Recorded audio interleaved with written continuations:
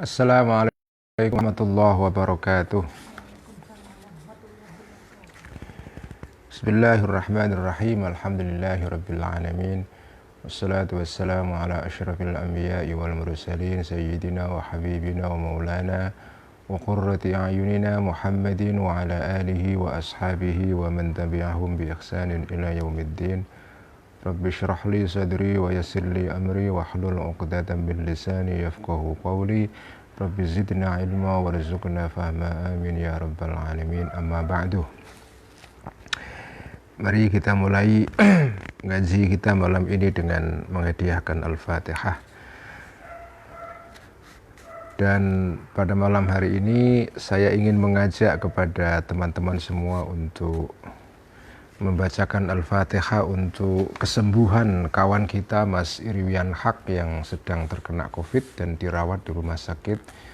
Semoga segera disembuhkan oleh Allah Subhanahu wa taala, dan semoga Mas Irwian sekeluarga sehat semua, segera membaik, bisa ngaji kembali, ngaji Ihya dan yang lain-lain.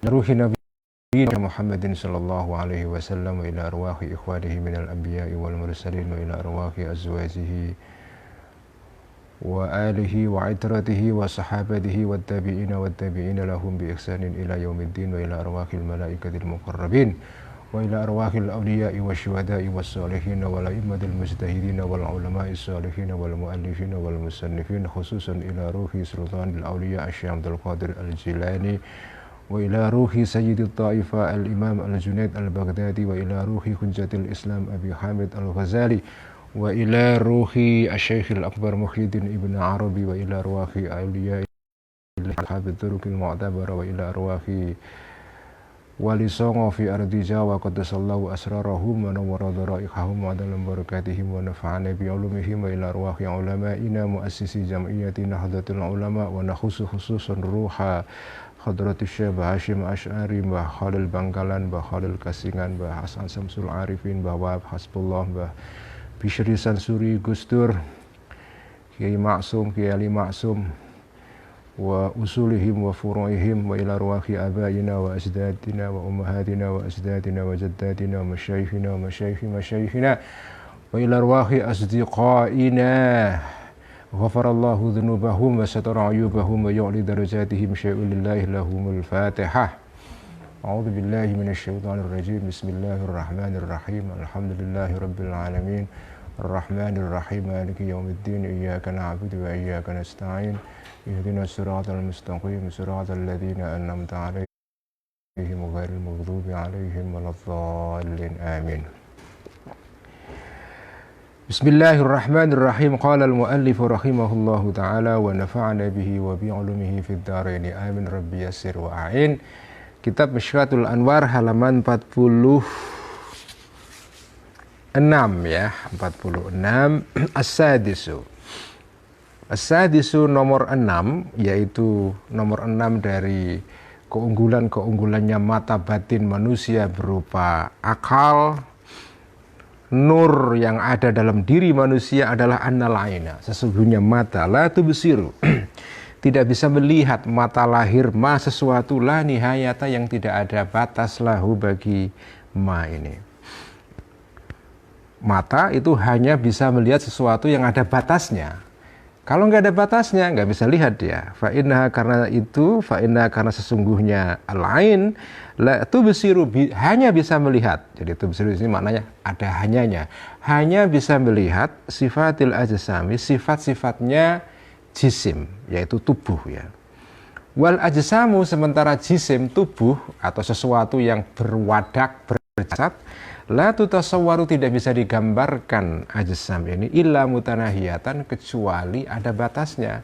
Handphone ini adalah jisim, sesuatu yang ada fisiknya, terbatas dia ya, hanya ukurannya ini aja. Mata bisa lihat ini ya. Apa kitab ini ada batasnya ya. Ballpoint ini ada batasnya, ini jasad, ini jisim ini ya, jisim. Sesuatu yang ada jisimnya ya. Wal aqlu, nah sebaliknya, wal aqlu, akal, yaitu mata batin manusia, mata yang tersembunyi, yudriku bisa melihat dalam pengertian memahami ya. Memahami itu kan melihat, nah, kan jenengan nggak pernah menyadari itu. Memahami itu melihat ya. Orang yang tidak paham itu buta sebetulnya. Orang yang tidak ngerti itu tidak melihat itu. Jadi melihat itu jangan diasosiasikan semata-mata dengan mata luar. Mata batin itu melihat juga. Jadi akal itu bisa melihat al-ma'lumati, sesuatu yang bisa diketahui. Dalam bahasa Inggris itu intelligible ya. Intelligible, the intelligible, sesuatu yang bisa difahami itu al-ma'lumat ya. Atau al-ma'qulat ya. Sementara wal ma'lumatu, sesuatu yang bisa diketahui, la yutasawwaru, itu tidak bisa digambarkan. Antakuna ada maklumat mutanahiyatan, terbatas. Sesuatu yang bisa diketahui tak ada batasnya. Nggak ada batasnya. Jenengan misalnya ngitung aja. Jenengan ngitung dari 1, 2, 3 terus, itu kan nggak ada akhirnya itu. Akal itu bisa membayangkan bahwa hitungan itu pakai angka itu ya 1, 2, 3, 4, 5 itu nggak ada batasnya. Akal bisa membayangkan ya, bisa mengetahui. Jadi pengetahuan itu nggak ada batasnya pada dasarnya. Naam, memang betul idza lahadha. Jadi kan naam ini sigat istidrakiyah ya. Jadi tadi kan dikatakan akal itu mengetahui sesuatu tanpa batas. Naam, betul memang tanpa batas. Idza lahadha, jika melihat ya, akal ini al-uluma, ilmu al-mufassalata, yang terperinci. Fala yakunu, maka tidak ada al-hadiru, ilmu yang hadir, al-hasilu yang ada itu indahu bagi akal, illa mutanahiyan, kecuali terbatas ya. Kalau ilmu-ilmu yang spesifik terbatas, misalnya 5 kali 5 ya 25, selesai, udah terbatas. Tapi ada jenis-jenis ilmu yang tanpa batas. Lakin fi quwwati, tetapi di dalam potensinya akal. Jadi kata al-quwwah itu kalau dalam filsafat Islam itu maknanya potensi. Jadi ada dua istilah, al-quwwah, al-fi'al ya. Al-quwwah artinya sesuatu yang masih potensi, belum kelihatan, belum teraktualisasi. Al-fi'lu itu artinya yang sudah aktual. Jadi potensial itu al-quwwah, atau biasa diungkapkan dengan istilah bil quwwah, secara potensial. Jadi in potentio dalam bahasa Latinnya itu ya. Bil fi'al itu in actu, secara aktual ya. Yaitu istilah-istilah filsafat Islam itu. Kalau jenengan baca kitab tauhid atau ilmu kalam itu juga sering menemui istilah begini ini, bil quwwah bil fi'al, in potentio in actu ya. Lakin fi quwwati, tetapi di dalam potensinya akal ya, atau lakinna fi quwwatihi, kalau dibaca lakinna idrakama, ada isimnya lakin, la idrakama, ada kekuatan untuk mengetahui sesuatu, la nihayatalahu, yang tidak ada ujungnya. Ya tadi itu contohnya angka itu. Contohnya angka itu. Wa syarhu dzalika yatulu, keterangan ini yatulu panjang. Ini jadi kan kalau mau keterangan ini baca di dalam buku, misal dalam bagian filsafat namanya Ar-Riyadhiyat, yaitu yang berkait dengan aritmetika atau matematika ya. Fa in aratta, maka jika menghendaki engkau lahu bagi ini ya, ketidakterbatasan sesuatu yang bisa diketahui akal, fakhudh, maka ambillah hu, kepada misalan contoh ya, fakhudhu, maka ambillah contoh ini minal jaliyati, dari sesuatu yang jelas. Apa misalnya? Fa innahu, karena sesungguhnya akal, yudriku, bisa memahami akal ini, al-a'dada, angka-angka, wala nihayata, dan tidak ada batas laha bagi adat. Angka itu gak ada batasnya. Bal yudriku, bahkan akal ini bisa melihat, memahami tadhifatil itsnaini, kelipatannya 2 ya. 2 kali 2 kali 2 kali 2 kali 2 kali 2 terus itu gak ada batasnya itu ya. Wasalatati dan kelipatannya 3, wasairil a'dadi dan semua angka-angka yang lain. Kalau jenengan kalikan 2 kali 2 kali 2 kali 2 kali 2 gak ada itu habisnya itu ya, jadinya dari pangkat itu kan apa power itu ya. Jenengan bisa membayangkan 2 kali 2 itu kalau dikalikan gak ada batasnya. Wala yatasawwaru dan tidak bisa digambarkan laha bagi ta'ifat ini nihayatun, ada batasnya. Juga wa yudriku dan bisa memahami akal ini anwa'an, berbagai jenis ya. Minan nisabi dari hubungan-hubungan ya. Bainal a'dadi di antara angka-angka ya. La yatasawwaru yang tidak bisa digambarkan at-tanahi batas alaiha terhadap nisab itu. Hubungan antara angka, hubungan tambah, hubungan kali, hubungan kurang, hubungan dibagi, itu nisbah ya. Itu nggak ada batasnya ya. Bal yudriku, bahkan ini yang ajaib. Ini yang ajaib ini. Bal yudriku, balik atau sebaliknya bisa memahami akal ilmahu kepada pengetahuannya akal bisyai'i kepada sesuatu atau terhadap sesuatu. Jenengan itu tahu bahwa jenengan tahu. Ajaib kan? Oke, jenengan tahu. Oke, jenengan tahu kalau 2 tambah 2 4 ya. Itu tingkat pertama. Tingkat kedua, jenengan juga tahu kalau tahu 2 tambah 2 sama dengan 4. Beda loh itu ya. Antara jenengan tahu 2 tambah 2 sama dengan 4. Objeknya tahu yang pertama ini adalah 2 tambah 2 4. Terus setelah itu jenengan juga tahu bahwa jenengan tahu. Yang kedua ini objek pengetahuannya bukan 2 tambah 2 sama dengan 4. Objeknya adalah jenengan tahu kalau 2 tambah 2 sama dengan 4.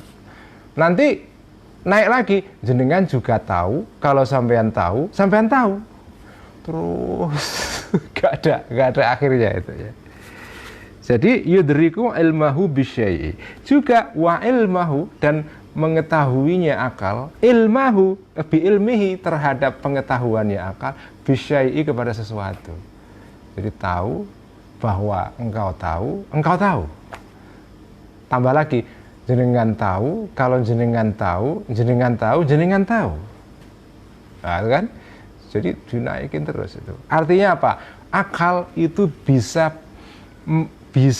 punya kemampuan namanya self reflexivity. Bisa melihat dirinya sendiri. Itu sesuatu yang tidak dimiliki oleh mata.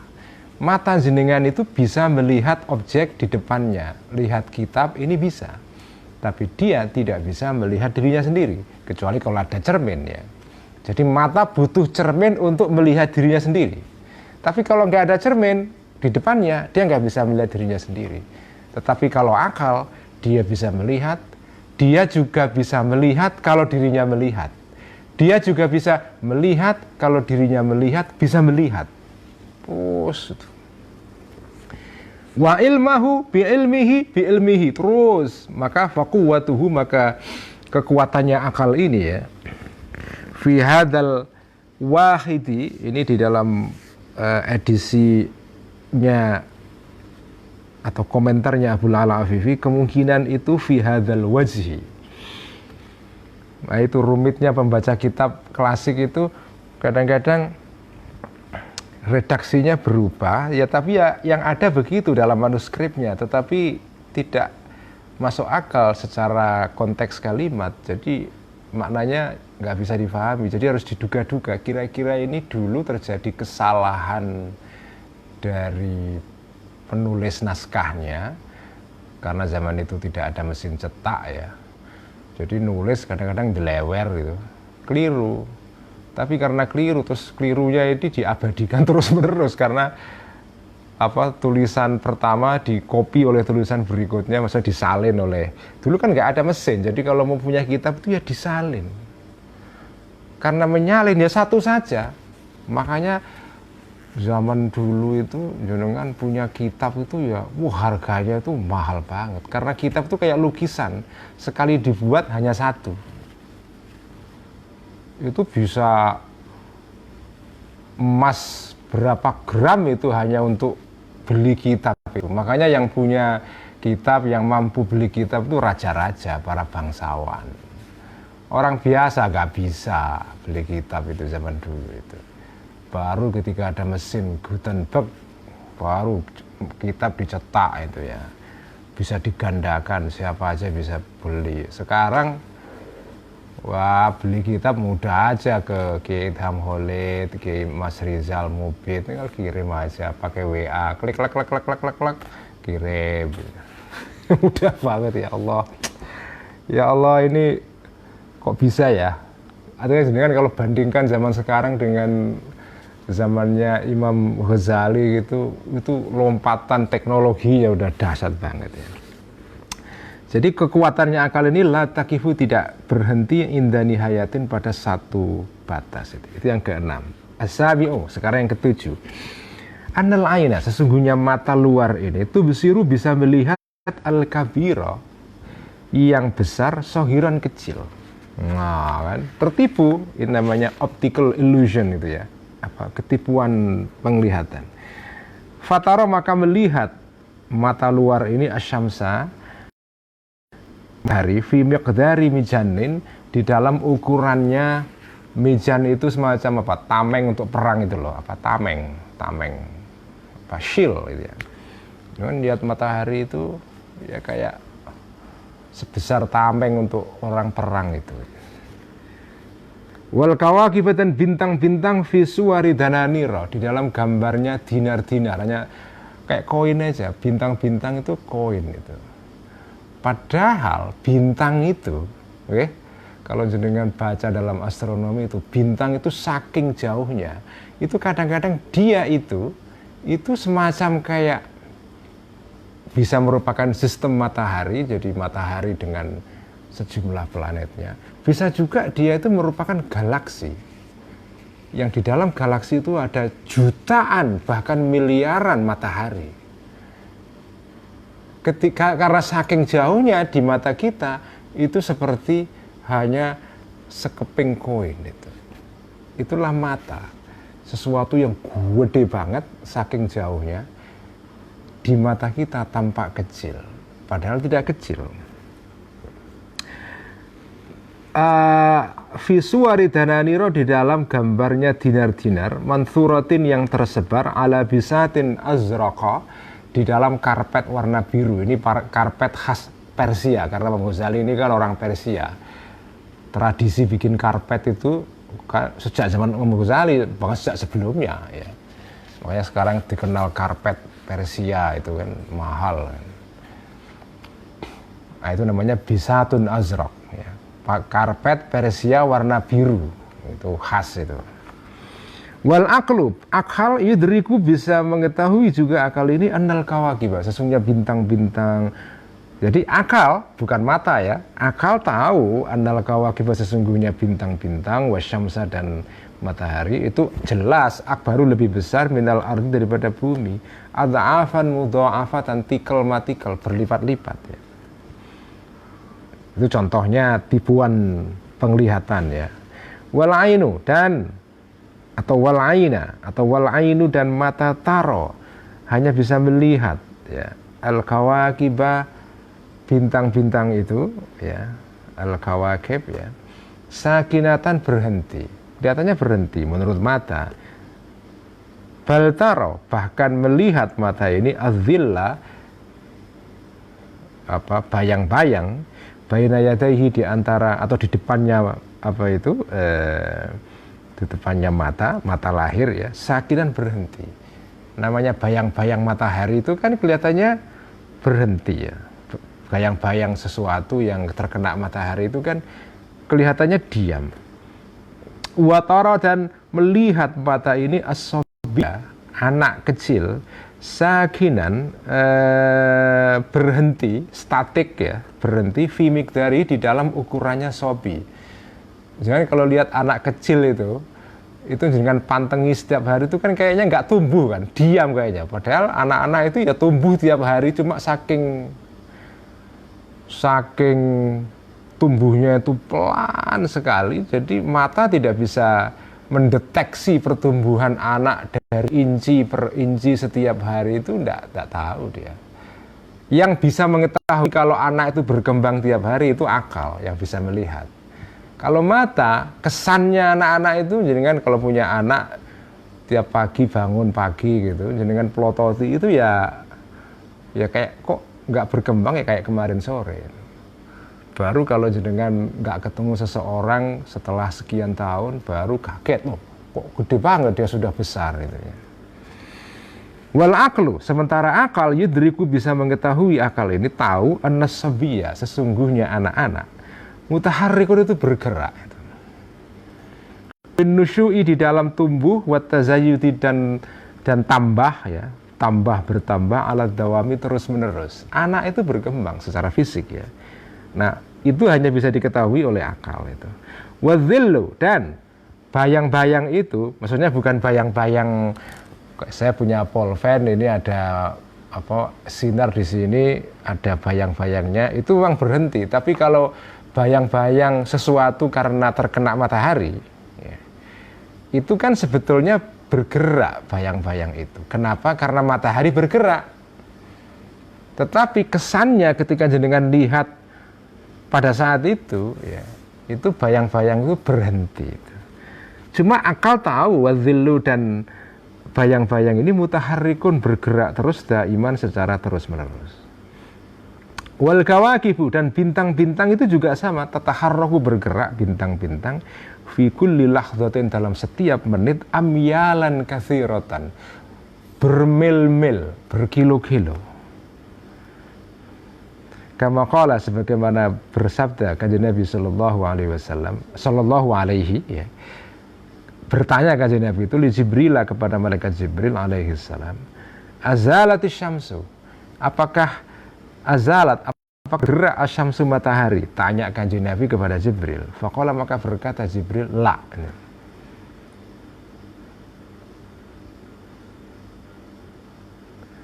Faqala la.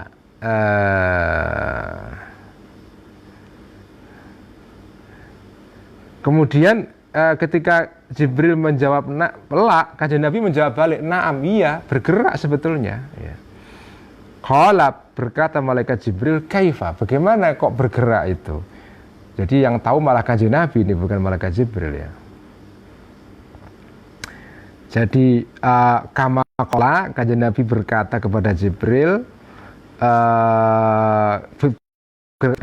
na'am. Jadi makulnya kata kama qala itu adalah na'am ini ya. Qala, menjawab kanjeng Nabi ketika ditanya malaikat Jibril bagaimana bergeraknya. Qala, berkata kanjeng Nabi menjawab, muzqultu la ila angkulta na'am. Muzqultu, sejak aku mengatakan muzqulta ya. Muzqulta, sejak mengatakan engkau wahai Jibril, la, tidak, ila angkultu, sampai mengatakan aku na'am ya. Bagaimana? Ya, matahari itu bergerak sejak kamu menjawab tidak tadi itu, sampai saya mengomentari ya, itu sudah bergerak itu. Faqad taharraka, maka telah bergerak matahari, atau faqad taharraku, takdirnya faqad tataharraku, masirata khamsa mi'ati sanatin, dalam perjalanan 500 tahun. Jadi jarak pergerakan matahari itu di antara kanjeng Nabi, malaikat Jibril mengatakan tidak, terus dijawab kanjeng Nabi ya, itu kan hanya beberapa detik aja. Matahari itu sudah bergerak sejauh 500 tahun jaraknya ya, kalau diukur dengan waktu. Ajaib sekali kanjeng Nabi punya gambaran tentang betapa gerakan matahari itu cepatnya luar biasa ya. Nah, sekarang pertanyaannya, kok Imam Ghazali bisa menulis begini, itu gimana ceritanya? Ini kan kayak yang ditulis oleh Ghazali ini kan kayak sebetulnya kayak fisika ini, atau fisika yang terkait dengan fisika astronomi, astrofisik ya. Ya karena Al-Ghazali membaca kitab filsafat. Seperti saya ceritakan kemarin. Beliau itu membaca kitab-kitabnya Ibnu Sina lengkap selama 3 tahun. Dipelajari secara otodidak. Terutama kitabnya Ibnu Sina Asy-Syifa. Nah, kitab Asy-Syifa itu salah satu babnya di sana ya, itu ada bab khusus jilid tentang at-tabi'iyat. Kitab mengenai fisika. Nah, di sana ada keterangan itu soal fenomena-fenomena alam ini. Dan Imam Ghazali baca itu semua, makanya beliau bisa menulis begini ini itu karena beliau bacaannya banyak ya.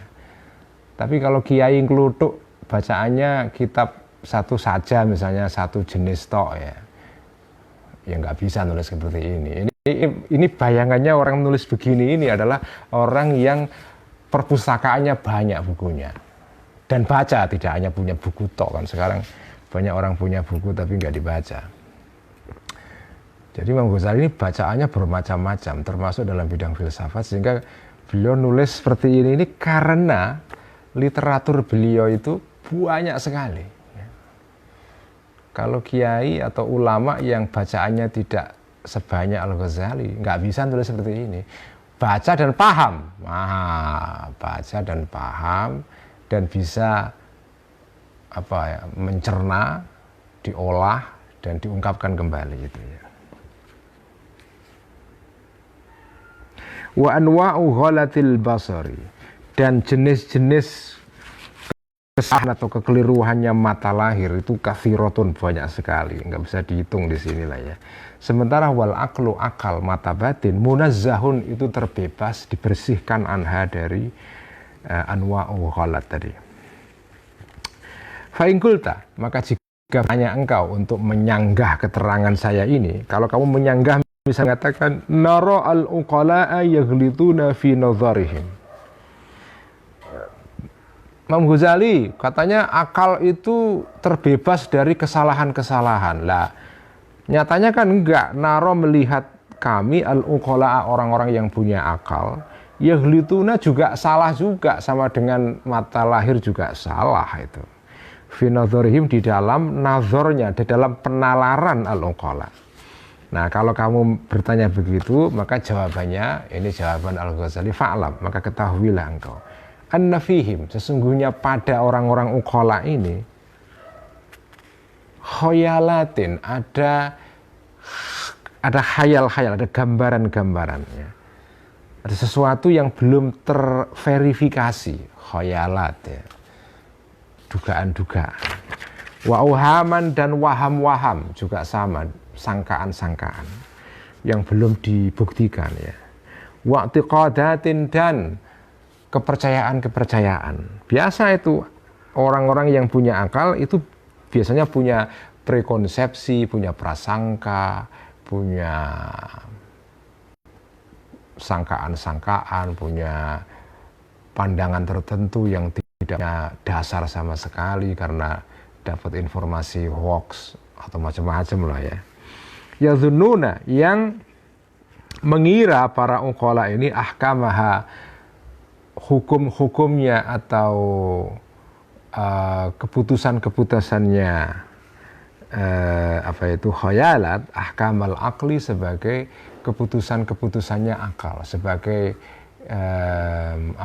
sebagai pengetahuan akal itu. Orang-orang ini mengira yang disebut dengan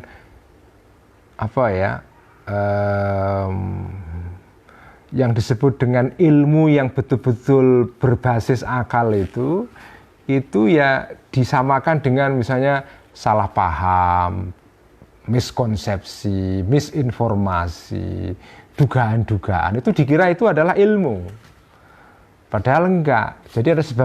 Jadi kesalahan orang yang punya akal adalah bukan karena akalnya itu keliru, tapi dia mengira sesuatu yang sebetulnya dasarnya bukan akal, tapi dasarnya khayalat, auham, prasangka-prasangka, prejudis, sangkaan-sangkaan yang tidak punya dasar sama. Itu dikira informasi yang valid, informasi akal yang valid, padahal tidak itu. Fal ghalatu, maka yang disebut dengan kesalahan itu mansubun, itu dinisbahkan ilaiha kepada khoyalat, auham, i'tiqadat, bukan kepada ahkamul aql. Waqad syarahna, dan telah menjelaskan aku Al-Ghazali majami'aha, kesemuanya ini, fi kitabi mi'yaril ilmi wa kitabi mihaqqin nazar, dalam dua kitab ini. Ini kitab mengenai mantik ya, mengenai logika itu. Mi'yarul ilm wa mihaqqun nazar, itu dua kitab Al-Ghazali yang terkait dengan mantik atau ilmu logika. Fa'amal aqlu, adapun akal idza tajarrada, ketika terbebas akal an ghasyawatil wahmi, dari selubung atau tutup ya, selubung berupa waham, wal khayali, dan khayal. Lam yutasawwar, tidak bisa digambarkan akal ini an yaglita, untuk salah. Nggak akan mungkin salah kalau terbebas dari ini tadi, ghasyawah, selubung-selubung berupa, kalau di dalam bahasa logika itu mungkin falasi, sesat pikir ya, falasi, mughalatat ya. Kalau dia terbebas dari itu semua, sebetulnya akal itu nggak akan terjebak dalam kekeliruan. Bal ro'a, bahkan sebaliknya bisa melihat akal ini al-asya'a, segala sesuatu, alama, berdasarkan informasi atau keadaan, hiya asya' alaihi, pada man, sesuai dengan realitasnya, sesuai dengan keadaannya, nggak akan tertipu itu. Itu kalau akal terbebas dari ghasyawah atau ghisyawah ya, dari selubung-selubung yang membuat akal itu tidak bisa melihat ya, selubung-selubungnya, dari sesat pikir, falasis ya. Nah, cuma wafi tajriti, dan di dalam membebaskan akal dari sesat-sesat pikir seperti ini, osrun, ada kesulitan azimun yang besar. Memang susah ya. Seringkali orang itu terjebak. Jadi dikira dapat informasi A gitu, terus dia yakin itu. Itu yang sekarang disebut dengan post-truth itu ya, pasca kebenaran. Segala hal, wah ini kan dimuat di koran yang bergengsi, pasti benar. Wah, itu namanya sesat pikir itu. Ini dimuat di koran New York Times, koran yang terkemuka di Amerika. Ini dimuat di koran The Guardian, koran terkemuka di Inggris. Gak mungkin salah ini koran terkenal yang memuat kok. Pasti benar. Itu namanya sesat pikir itu. Itu namanya falasi. Belum tentu informasi kalau dimuat di dalam sumber yang bergengsi itu dengan sendirinya benar. Memang umumnya benar, tapi belum pasti benar. Benar tidaknya harus diverifikasi. Itu namanya ghisyawah itu. Selubung yang membuat akal kita tertutup sehingga keliru. Nah, kalau akal kita bisa terbebas dari ghisyawah seperti itu, dia nggak akan keliru gitu. Nah, itu keunggulan akal dibanding mata lahir itu di situ itu ya. Wa innama yakmulu.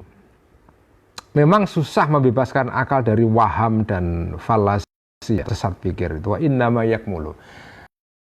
Akan sempurna tajarruduhu, terbebasnya akal, an hadhihin nawazi'i, dari kecenderungan-kecenderungan seperti ini, prasangka, tuduhan-tuduhan, prejudis, misinformasi, hoax, semuanya lah pokoknya itu.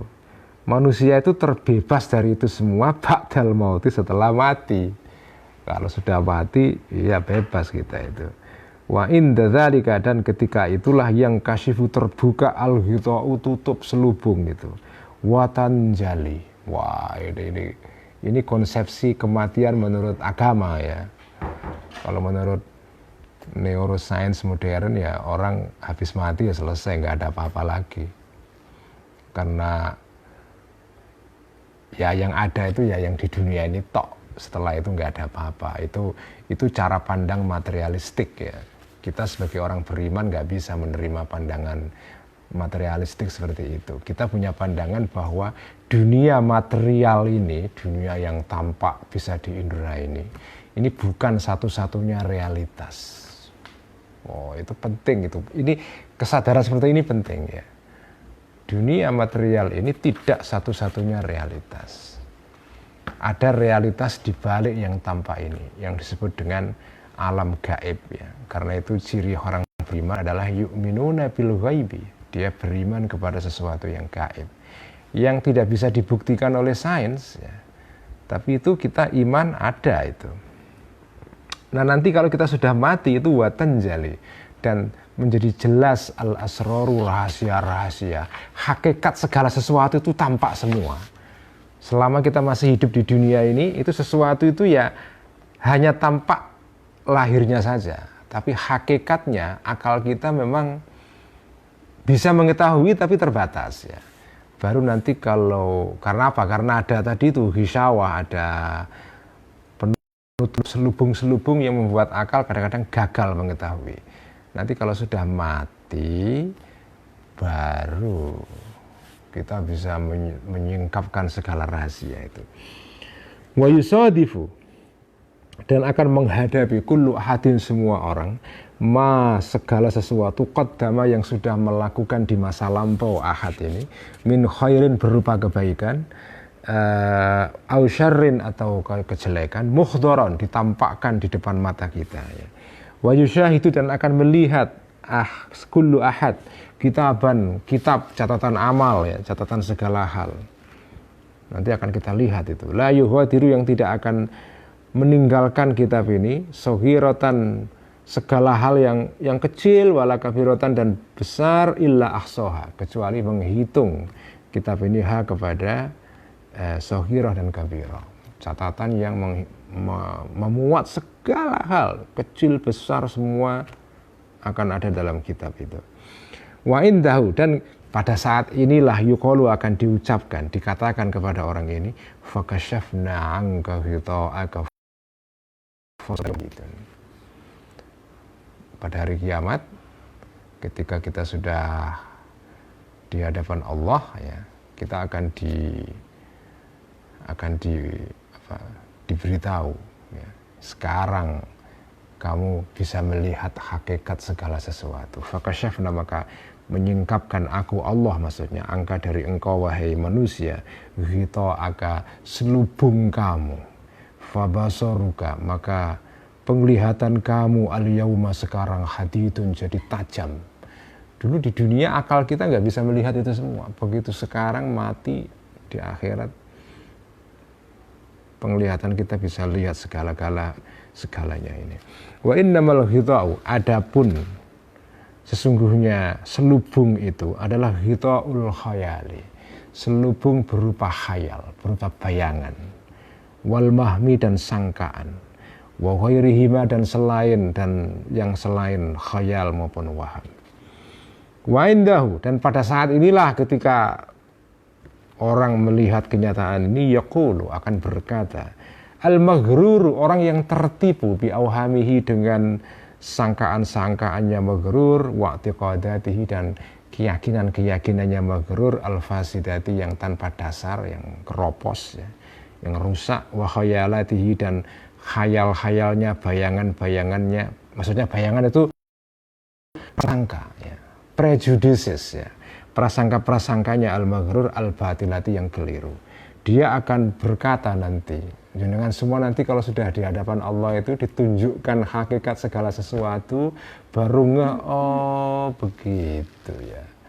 Nah saat itu orang akan berkata begini, Rabbana absarna wa sami'na farji'na na'mal salihan ya. Ini dalam surat As-Sajdah kalau tidak salah ya. Rabbana absarna, Rabbana wahai Tuhan kami, absarna, sekarang bisa melihat kami, wa sami'na, dan mendengar kami, farji'na, maka kembalikan kami ke dunia supaya saya bisa mengulang kembali, rewind, hidup kembali dan menebus kesalahan-kesalahan kami. Na'mal, maka akan berbuat kami sholihan, sesuatu yang baik. Al-ayah, nggak bisa lagi, udah, karena hidup hanya sekali ya. Jadi teman-teman semua, faqad arafta, wahai para santri Mishkatul Anwar, faqad arafta. Ini yang jenengan baca ini kata-kata Al-Ghazali loh ya. Ya yang baca saya, tapi ini kalimatnya Al-Ghazali. Jadi kalau Al-Ghazali mengatakan faqad arafta. Ini kita bayangkan Al-Ghazali berkata kepada kita ini. Malam ini kita seperti mendengarkan kembali Al-Ghazali ya. Faqad arafta. Sekarang tahu engkau wahai murid-murid Mishkatul Anwar bihadza dengan keterangan ini annal aina sesungguhnya mata lahir mata batin ya, mata batin berupa akal. Bismil aula lebih utama bismin nuri untuk diberikan istilah atau nama berupa cahaya. Akal itu lebih layak disebut sebagai cahaya ya.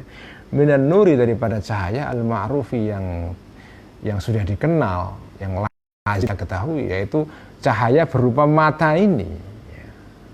Ya memang mata kita cahaya, artinya cahaya itu bisa melihat.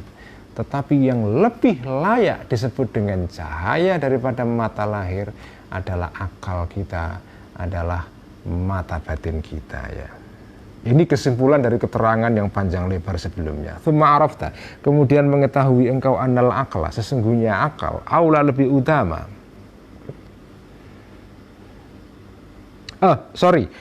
Annal aina itu sesungguhnya mata ini, mata manusia yang mata lahir ini itu aula lebih utama bismin nuri dengan nama nur ya, cahaya minan nuril ma'rufi daripada nur yang kita ketahui. Jadi listrik itu cahaya ya. Bohlam itu cahaya, matahari itu cahaya dalam pengertian pertama. Tetapi mata itu juga cahaya, dan bahkan mata lebih bisa disebut cahaya daripada cahaya yang listrik dan segala macam itu. Kenapa? Karena kalau listrik itu, ini kan kemarin diterangkan bagian sebelumnya kan, ada sesuatu itu yang bercahaya tetapi tidak bisa melihat yang lain ya. Listrik itu bercahaya tapi dia hanya mencahayai, tapi dia tidak bisa melihat objek-objek yang lain ya. Dia bercahaya, bisa dilihat, dan bisa mencahayai yang lain, tapi dia tidak bisa melihat. Nah, mata manusia itu bercahaya, bisa melihat. Dia kemampuannya lebih tinggi daripada cahaya berupa listrik itu. Nah, setelah mata ini, ada mata yang lebih unggul lagi. Tsumma arafta, kemudian mengetahui engkau annal aqla sesungguhnya akal batin, mata batin, aula lebih utama bismin nuri dengan nama nur minal aini daripada mata lahir. Bal bainahuma, bahkan diantara akal dan mata mata al-ain itu minat tafawuti berupa perbedaan, ada sesuatu yasikhu yang sah ma'ahu bersama tafawut an yuqala untuk diucapkan, dikatakan. Apa yang dikatakan? Innahu aula ya. Sesungguhnya akal aula lebih utama disebut sebagai cahaya. Balil haqqu, bahkan kebenaran yang sesungguhnya adalah, the truth is, kebenaran yang sesungguhnya adalah annahu, sesungguhnya akal ini al-mustahiku yang paling berhak lil ismi kepada nama an-nur cahaya, dunahu bukan ain, bukan mata lahir. Inilah kesimpulan dari pembahasan yang panjang sebelumnya ya. Dengan ini kita bisa belajar ya bahwa itu minimal kita tahu ya, ada cahaya berupa listrik, ada cahaya berupa mata, ada cahaya berupa akal. Ada tiga tingkat cahaya. Cahaya listrik, cahaya lampu ya, cahaya yang berupa cahaya tapi tidak bisa melihat orang lain. Ada cahaya berupa mata manusia yang bisa melihat ya, dan mencahayai. Ada cahaya berupa akal. Akal ini adalah cahaya yang lebih layak disebut dengan cahaya daripada mata itu. Nanti setelah ini ada cahaya yang lebih maha cahaya, yaitu Allah Subhanahu wa Ta'ala. Tapi nanti itu keterangannya masih jauh ya. Itulah keterangan dari ayat Allahu nurus samawati wal ardi mathalu nurihi kamishkatin. Wallahu a'lam bissawab. Mari kita pindah ngaji Ihya. Bismillahirrahmanirrahim. Alhamdulillahirabbil alamin wassalatu wassalamu ala asyrafil mursalin sayyidina wa habibina wa maulana wa qurrati a'yunina Muhammadin wa ala alihi wa ashabihi ajma'in. Amma ba'du, faqala al-muallif rahimahullahu ta'ala wa nafa'ana bihi wa bi 'ulumihi fid dharain amin. Rabbi yassir wa a'in. Kita akan baca bab baru ini di halaman 1037 ya. Bismillahirrahmanirrahim. Bayanul asbabil ba'ithati 'alal ghibati. Ay hadza bayanul asbabil ba'ithati 'alal ghibati. Halaman 39 ya. Ini Ihya edisi Darul Ibnu Hazm ya, karena ada Ihya Darul Minhaj. Kalau yang punya Darul Minhaj ini pasti Kiai Idham atau Mas Rizal Mubid jual ini. Ihya itu edisinya banyak. Kalau edisi Minhaj itu juz kelima halaman 520, juz 5.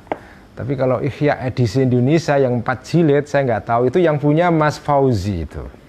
Nah silakan Mas Fauzi, Fauzi Agus, ceritakan kalau yang edisi yang populer di Indonesia itu 4 jilid ya, itu di jilid ketiga tapi halaman berapa saya nggak tahu ya.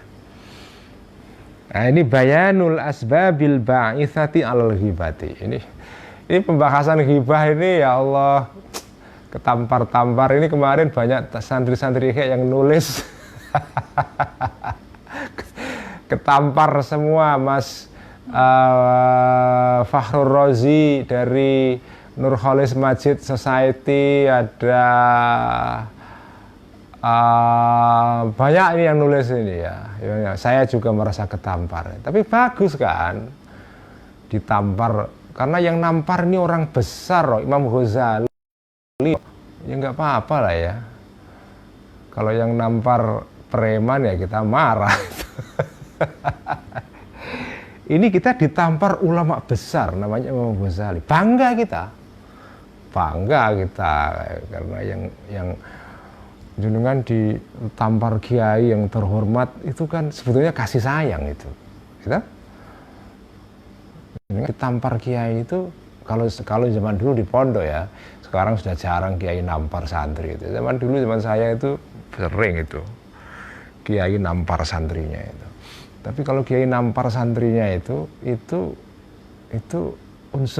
unsurnya itu adalah kasih sayang itu, bukan kekerasan ya. Ya sekarang itu sudah nggak zaman, karena ada istilah kekerasan fisik itu nggak boleh ya, nggak boleh itu.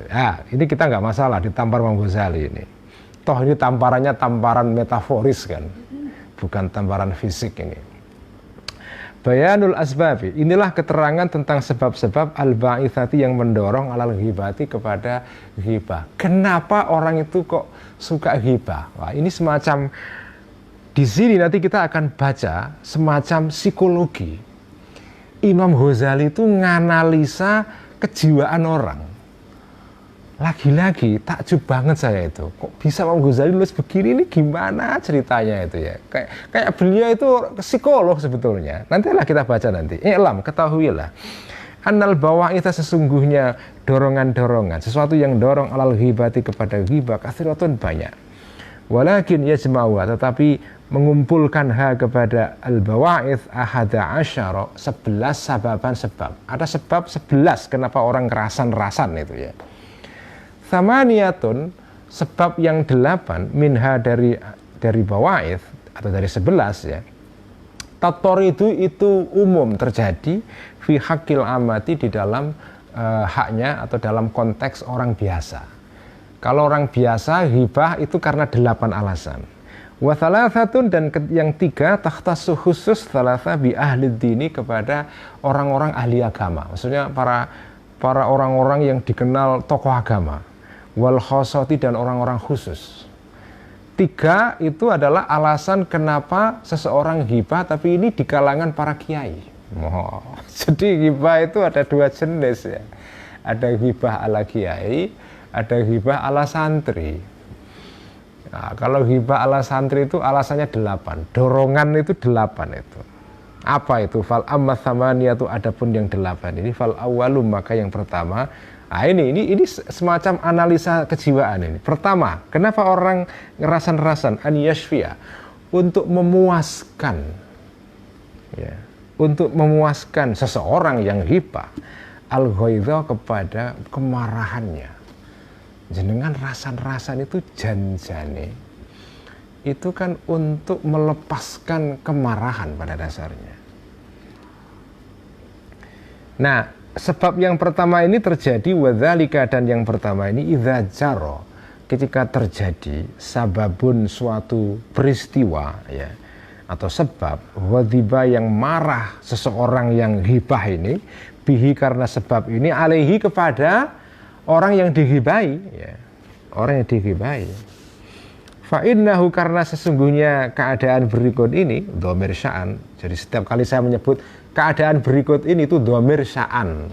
Yang kalau di pondok itu tetengernya tandanya adalah titik 3 di bawah hak dhamir itu.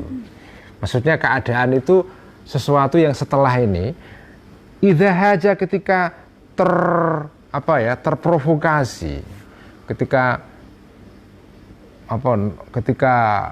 ketika bangkit ghadabuhu, marahnya seseorang yang hibah ini. Kalau orang marah, maka tasyaffa, akan cenderung untuk ingin memuaskan orang ini, bidzikri masawihi, dengan menyebutkan, mengundat-ngundat, membongkar-bongkar keburukannya orang yang dihibahi, ya. Fayasbiku, maka akan otomatis menjadi mudah, menjadi cepat, ya, al-lisanu, mulut manusia, ilaihi, kepada zikri masawihi ini, bitam'i, secara naluri, ya. Ilam yakun, jika tidak ada, sama di sana dinun, ada agama, wazi'un, yang mengendalikan. Kalau tidak ada pengendali berupa keagamaan, sifat keagamaan yang kuat pada orang itu, ya sudah, dia ingin memuaskan kemarahannya dengan cara ngerasani seseorang. Orang jenengan marah pada seseorang, ya udah, salah satu cara kita untuk dendam adalah ya ghibah kepada orang itu. Nah, ini sering lah kita alami ini kan. Wah, saya kemarin habis dibully sama si itu, wah, macam-macam lah ya. Waqat yamtani'u, dan nah ini di sini analisa kejiwaannya itu, waqat yamtani'u, dan kadang-kadang terkendalikan, atau ya terkendalikan. Tasyaffil ghaidhi, memuaskan indal ghadabi, ketika marah, ya. Jadi kadang-kadang ingin marah tapi tidak bisa mengeluarkan. Maksudnya marah secara langsung di depan orang yang jenengan kepingin marahi itu, tapi nggak berani, tidak berani tasyaffil ghaid, tidak berani untuk membalaskan kemarahannya langsung kepada orang bersangkutan. Apalagi orang Jawa itu kan ewohan itu kan. Makanya orang Jawa itu belangkonnya itu kan ada pentolnya di belakang ini. Kalau benjolan, kalau belangkon Sunda itu nggak ada benjolan begini itu. Nah, kalau Jawa itu ada benjolan begini ini. Kenapa? Karena filosofinya adalah kita bisa ngempet itu, bisa menahan diri, ya. Menahan diri. Nah, kalau bisa menahan diri terus bagus. Tapi ini ada orang yang menahan diri karena marah, tidak bisa ngempet kemarahan, nggak bisa mengeluarkan. Nanti keluarnya di balik punggung. Apa? Ghibah itu. Ini Imam Ghazali ini luar biasa ini. Ini analisa psikologi ini. Orang itu ngerasani karena dia marah kepada seseorang, nggak berani kelabrak langsung karena ewoh, karena apa, macam-macam lah faktornya. Terus ya udah, exitnya atau solusinya adalah ya udah dia ngerasani di balik punggung itu. Jadi ngerasani itu karena balas dendam pada dasarnya. Ngempet marah, keluarnya tersublimasi dalam bentuk ngerasani. Fayah takidu, maka akan terkendalikan, terkendalikan atau tersumbat al-ghadabu, kemarahan, fil batini, di dalam jiwa, dalam diri manusia, dalam diri seseorang. Fayasiru, maka jadilah karena diempet al-ghadab ini hikdan, rasa rasa benci atau iri ya, thabitan, yang bertahan terus menerus. Fayakunu, maka adalah hikdun ini sababan, sebab daiman yang terus menerus, li dzikril masawi, untuk menyebut keburukan-keburukan orang lain. Karena itu fal hikdu, maka iri, maksudnya iri itu dengki dan ya sikap marah kepada orang lain itu, wal ghadabu, dan marah adalah minal bawa'ithi, termasuk hal-hal yang mendorong al-azimati, yang besar, alal ghibati, kepada ghibah. Ini yang pertama. Ini ghibah orang awam ini ya. Atsani. Nah, ini yang kedua, ini Kiai Akram dan yang lain-lain pasti akan ketawa baca ini. Atsani, yang kedua, Kiai Ajengan Aki ini pasti ketawa ini. Ada nggak Pak Demung ini ya? Ada. Ini pasti ketawa baca ini. Atsani, ini faktor kedua ini adalah buat orang-orang yang suka ngariung, suka nongkrong ini. Atsani, yang kedua, muwafaqatul aqrani, adalah untuk menyetujui, mengkonfirmasi teman-teman supaya jenengan ini ngobrol dan diterima oleh teman-teman ya, nggak diisolasi. Jadi kalau lagi ghibah teman-teman sama nimbrung aja, melok, itu asik kan. Wa mujamalatur rufaqai, dan berbaik-baik kepada teman-teman. Karena kalau ada orang ghibah terus dipotong, marah kan, daripada marah udahlah ikut aja sekalian. Wa musa'adatuhum, dan membantu ar-rufaqa alal kalami, untuk bicara supaya ngobrolnya asik. Karena ghibah itu adalah gula untuk obrolan itu. Ya. Ghibah itu gula untuk obrolan. Kalau nggak ada gula itu obrolan nggak manis itu ya. Fa innahum, karena sesungguhnya ar-rufaqa idza kanu, ketika ada mereka ini yatafakkahuna, merasa nyaman, merasa asyik ya, bi dzikril a'radi, dengan menyebut-nyebut kehormatan orang lain, maksudnya cacat-cacatnya orang lain, asyik itu. Fayara, maka akan melihat seseorang ini yang ikut ghibah ini, annahu, sesungguhnya seseorang, lau angkara, jika mengingkari, jika memprotes ya, orang ini alaihim, kepada rufaqa, au qata'a, atau menginterupsi seseorang al-majlisa, kepada majlis ngariung ini ya, istathqalu, maka akan menganggap berat para rufaqa, teman-temannya ini, kepada orang ini. Orang ini, kita lagi asik kerasan-kerasan kok dipotong. Jadi orang akan merasa kita ini mengganggu itu. Wa nafaru, dan akan lari para rufaqa anhu, dari orang ini. Jadi kan terpencil nanti, terisolasi. Fayusa'ituhum, ini yang disebut di dalam ilmu psikologi sebagai peer pressure ya. Peer pressure, tekanan orang-orang yang sepantaran dengan kita. Ini problem di dalam psikologi perkembangan manusia, antara lain ini ya. Peer pressure. Jenengan itu melakukan kadang-kadang itu bukan karena dorongan yang genuine, yang sesungguh-sungguh dari diri kita, karena kepingin supaya kayak yang lain-lain itu. Yang lain beli handphone model Samsung S berapa, 12 gitu. Kalau nggak punya S12 nanti dikira nggak keren gitu ya. Yang lain-lain suka nongkrong di mall, kalau nggak nongkrong di mall ini gitu. Nah itu namanya peer pressure, itu begitu, tekanan dari sesama teman itu. Jadi kita melakukan sesuatu bukan karena kita kepingin, tapi karena supaya kita diterima oleh teman kita. Ini kan keren banget Al-Ghazali, kok kepikiran gitu loh ya, kok kepikiran itu loh ya. Untuk hal ini saya betul-betul kaget ini. Al-Ghazali ini luar biasa ini. Muwafaqatul aqran ini kalau bahasa sekarang tadi itu peer pressure.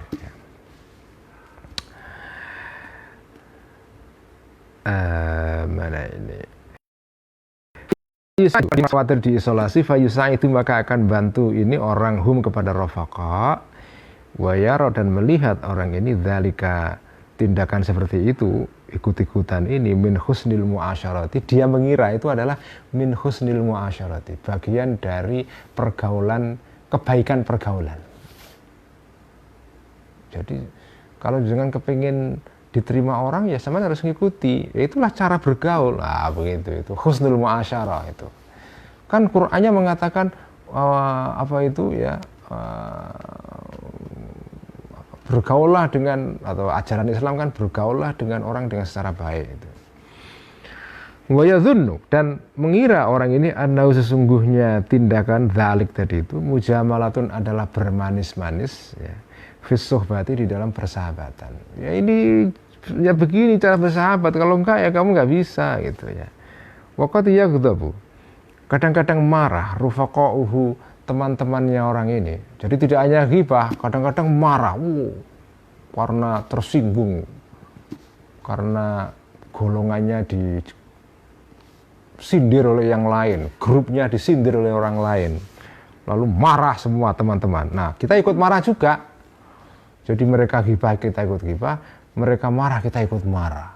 Ini namanya psikologi massa ya, begini ini. Jadi orang sudah kehilangan individualitasnya. Kedirian kamu itu sudah nggak ada. Kamu menjadi bagian dari massa itu. Mereka ngidul-ngidul, ngetan-ngetan. Ya. Semua pakai pakaian ini ikut. Ya. Lagi tren ini ikut tren. Itu namanya apa itu? Muwafaqatul aqran. Ini bahasa Ihya ini ya. Muwafaqatul aqran ya. Fayahtaju, maka menjadi butuh orang ini ila an yaghdaba, untuk ikut marah juga seorang li ghadabihim, karena marahnya rufaqa. Kenapa? Izharon, untuk menunjukkan lil musahamati, untuk ikut serta. Bahasanya ini kok kekinian banget Al-Ghazali ini ya. Lil musahamati, untuk ikut serta fis sarra'i, di dalam kegembiraan, wadharai, dan dalam kesedihan. Wah, kalau jenengan ingin menjadi bagian dari pertemanan ya harus ngikuti itu. Mereka gembira, kita ikut. Mereka marah, kita ikut marah. Klub sepak bola yang didukung kalah, kita ikut bareng-bareng, marah bareng-bareng, merusak apa barang-barang milik publik dan seterusnya ya. Fayakhudhu, maka akan ikut terperosok atau terjun orang ini, ikut terlibat orang ini ma'hum, bersama rafaqa, fi dzikril uyubi, di dalam menyebut-nyebut kejelekan orang lain, wal masawi, dan cacat-cacatnya orang lain. Ini adalah dorongan sebab kenapa orang itu ghibah ya. Ats-tsalitsu, yang ketiga, an yastash'ira. Ini juga analisa kejiwaan juga ini. An yastash'ira, merasa seseorang, ini orang merasa min insanin, dari seseorang yang lain, annahu, sesungguhnya insan ini sayaksitu, akan mentarget, akan menuju insan ini hu, kepada seseorang, wa yutawwilu, dan akan memanjangkan insan ini lisanahu, kepada lisannya insan, maksudnya ngerasani fihi, di dalam seseorang. Jadi jenengan merasa si A ini kayaknya mau menyerang saya ini, kayaknya mau menghantam saya ini. Lihat gelagatnya ini, saya bisa menduga ini dia mau menyerang saya ini. Au yuqabbihu, atau ingin menjelek-jelekkan insan halahu, kepada keadaan orang, inda muhtashimin, di depan orang yang muhtashim, orang yang yang berwibawa, orang yang dianggap berwibawa ya, orang yang punya pengaruh, itu muhtashim itu. Ini si ini kayaknya mau menjelek-jelekkan saya di depan kiai itu. Awyashadu, atau bersaksi insan ini alaihi, kepada seseorang, bisyahadatin, dengan suatu kesaksian. Nah, jenengan ngerti karena gelagat orang mau menyerang sampean, mau jelek-jelekkan sampean, sampean melakukan tindakan preemptif. tindakan serangan duluan itu. Fayubadiru. Ini ini keren banget ini. Jadi ghibah tujuannya adalah untuk preemptive strike, serangan pendahuluan, serangan untuk apa ya, mendahului orang supaya kita nggak ketinggalan start itu. Sebelum diserang, serang duluan. Ini namanya preemptive strike gitu ya. Fayubadiru, maka cepat-cepat seseorang ini kepada insan qabla an yuqabbiha, sebelum insan tadi memburuk-burukkan insan halahu kepada keadaannya seseorang ini, wayat anu, dan sebelum mencacat, mencela insan di dalam seseorang. Tujuannya lius kita, untuk menggugurkan, menjatuhkan seseorang atharo syahadati, pengaruh kesaksiannya insan. Jadi cara jenengan nyerang orang adalah sebelum dia nyerang, dia jatuhkan jenengan. Sampai jatuhkan dulu orang itu, sampean sampean jelek-jelekan dulu, supaya kalau dia bersaksi atau ngerasani kita, dia sudah kalah set, kalah start gitu ya. Au yabtadiu, atau ini strategi lain, atau memulai seseorang bidzikrima, dengan menyebut sesuatu fihi, yang di dalam insan shadiqan, dalam keadaan hal ya, shadiqan dalam keadaan jujur. Jadi jenengan adalah nyerangnya atau sampean menyebutkan, menceritakan, ngerasani sesuatu yang faktual, benar ada pada orang itu ya. Orang yang sampean kepengen serang duluan itu cerita, si anu ini memang benar begitu. Nah, tetapi tujuannya nanti supaya punya kesan, supaya jenengan ini kalau sudah ghibah duluan secara betul, artinya ada betul, faktanya ada itu ya, tidak bohong-bohongan. Nanti kalau ghibah lagi jenengan bisa bilang, kan sudah saya bilang kemarin si ini kan betul kan. Jadi ghibah yang pertama itu betul faktual. Tapi yang faktual ini adalah pengantar saja untuk ghibah berikutnya yang isinya bohong. Jadi supaya orang percaya, kan saya ghibah, kan saya bilang begini-begini. Nggak percaya sih. Jadi dia berusaha untuk menggunakan kejujuran yang pertama untuk modal ghibah berikutnya, tapi bohong itu. Wayakulu, liyak dziba, tujuannya untuk berbohong seseorang alaihi kepada insan ba'dahu, sesudahnya. Jadi setelah sampean meraih kepercayaan dari orang-orang tuh kan, saya bilang bener kan itu. Setelah orang percaya, setelah itu juga ghibah lagi, tapi ghibah yang belakangan ini bohong. Fayurawiju, maka akan membuat laris, membuat menjadi diterima, laris ya, kibbahu, kepada kebohongannya seseorang, dengan melariskan, membuat kebohongan sampean ini bisa diterima dengan cara strateginya bisidki, dengan jujur al-awal pertama, kejujuran yang pertama. Wa yastashidu, dan mengambil kesaksian seseorang bihi dengan asidqul awal ya. Wa yaqulu, dan mengatakan begini, ma min adati al-kidbu, ma min adati, bukanlah adatku, kebiasaanku, al-kidbu adalah bohong. Saya pernah bohong kok, buktinya saya dulu ghibah begitu benar kok.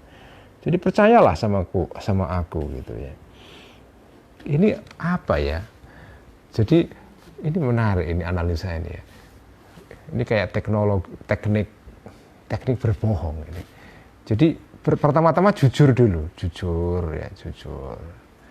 Setelah orang percaya, setelah dapat kepercayaan publik, dapat trust, terus jenengan setelah itu ngomong seenaknya. Karena sudah dikenal sebagai orang yang jujur, nanti kalau jenengan ngomong lagi walaupun salah, orang percaya itu. Ini saya nggak tahu kok Imam Ghazali kok bisa berkata begini, itu dari mana ya? Dari mana dia dapat sumber seperti ini, kok tahu hal-hal yang detail seperti ini ya? Apakah beliau mengobservasi keadaan pada zaman itu, kalau itu hasil observasi, itu menunjukkan ketajaman observasi Imam Ghazali ya. Dan saya belum pernah melihat keterangan seperti ini di kitab-kitab yang lain. Jadi kemungkinan ini orisinal dari Al-Ghazali ini ya. Fa inni, maka sesungguhnya aku akhbartu, memberitahu aku hukum kepada kalian bikadza wa kadza, begini-begini min akhwalihi, mengenai keadaannya si itu ini loh. Kan udah saya bilang. Fakana, maka ada keadaan kama sebagaimana sesuatu kultu yang sudah mengatakan itu. Anakku udah pernah bilang seperti ini, bener kan itu. Bener itu dulu, sekarangnya isinya bohong semua itu ya. Ini namanya teknik ghibah. Ya. Teknik ghibah ini. Sekian kasih ya malam ini, wallahu a'lam bissawab. Allahumma sholli ala sayyidina Muhammadin tibbil qulubi wa dawaiha wa afiyatil abdani wa shifaiha wa nuril absari